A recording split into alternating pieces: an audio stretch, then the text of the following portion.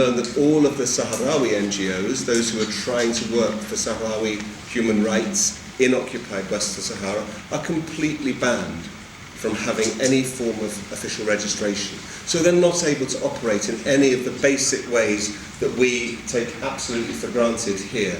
Similarly, in terms of freedom of expression, huge restrictions on what they're able to do. Freedom of assembly, freedom of association, all of these rights completely set aside. But in a way, that's the technical aspect.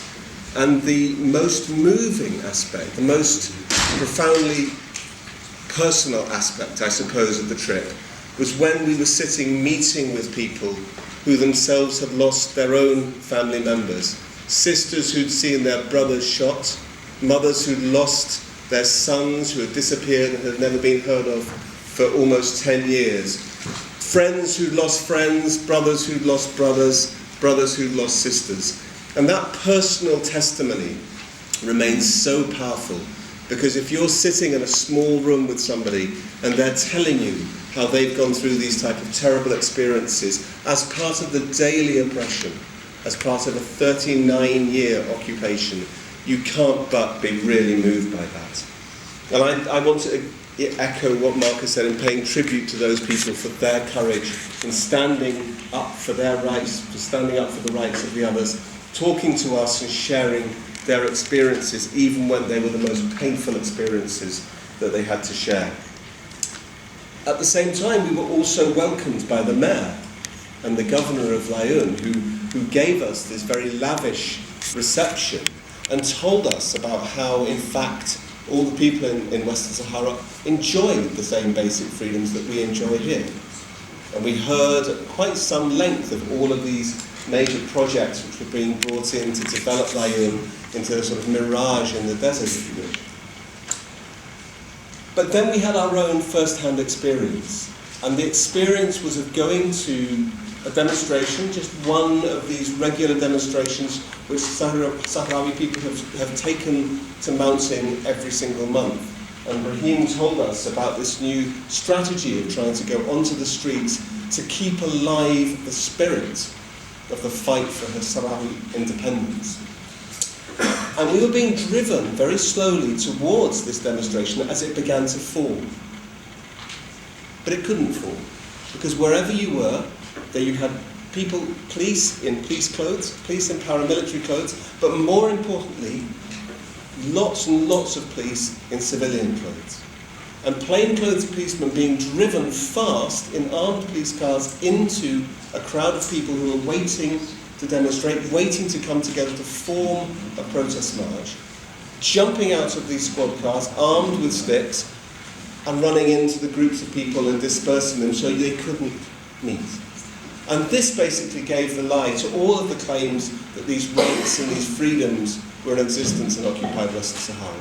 And we basically saw this brutality, this complete denial of any right to freedom of assembly taking place in front of our eyes. And it was only, in fact, when we were being driven in the car which we were in, that it became a safe space, because the Moroccan police couldn't attack.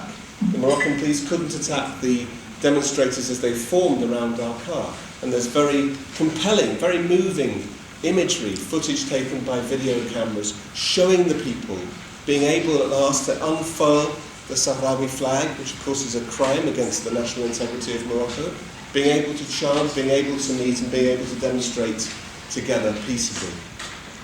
And I think the most sinister aspect of that was when we were also briefly detained by the police. They pulled the car over and they took the camera belonging to John, and they basically came right up to us saying, you know, you've got to leave, you've got to get away, this is all completely out of order, you're not meant to be here, you've been inciting violence. And even though I knew that we were safe, you know, we were the protected ones, we had the diplomatic immunity, we had the sort of presence there where we weren't threatened, you cannot but feel really intimidated if you have a group of 30 unarmed but unmarked police officers in civilian clothes all around you like this. And interestingly, when the camera was stolen, one of the things we said to the prefect of police was, one of your policemen has just stolen our camera. He said, what was he wearing? I said, he was wearing a brown jacket. How do you know he was a policeman? Instantly, you've got no accountability there. Well, I said, well, I do know he's a policeman, so he jumped in your police car and sped away with police on the side of it. And we got the camera back in the end. But I think that's why that threat, that intimidation, that lack of any accountability, that lack of any rights is what really impressed me most. And that's why in the Guardian piece, which Jeremy refers to this morning, I thought it was right to say that Western Sahara is basically a police state. We know about it being under occupation, but it feels like a police state. And the last thing I want to say in this respect is what do we bring back? What do we have to do as people living here in the security of Britain? Well, I think that we have a really important role in terms of expressing solidarity with the Sahrawi people living under this occupation, and that's why it was so important to go to the occupied territories. Solidarity because we are Europeans and we are complicit. Since the European Parliament voted in December of last year to extend the fisheries agreement, which they voted against before, but to put in place a fisheries agreement with Morocco, which extends into Sahrawi waters, over which they have no rights whatsoever, we are complicit. Our representatives in the European Parliament have signed up to a deal which steals Sahrawi resources just so that European trawlers can go up and down the coast because they've overfished the North Sea. That's unacceptable. And so we have an absolute duty to stand up with the Sahrawi people and say, no, those resources are not Moroccan resources, those are resources which belong to the people. And the final thing, we can take a first step to breaking the chains that bind the Sahrawi people at the moment, by voting, by trying to get the MINURSO mandate, the monitoring mandate of the UN body in Western Sahara, extended to include human rights. And I know John's going to talk about that at the end. In which case, I have no more to say on this except War on Want is proud to stand in solidarity with the Sahrawi people. We've done so for many, many years, and we will continue to do so until the Sahrawi people have their right to self-determination through a referendum and can choose their own future in liberty with full enjoyment of human rights. Thank you.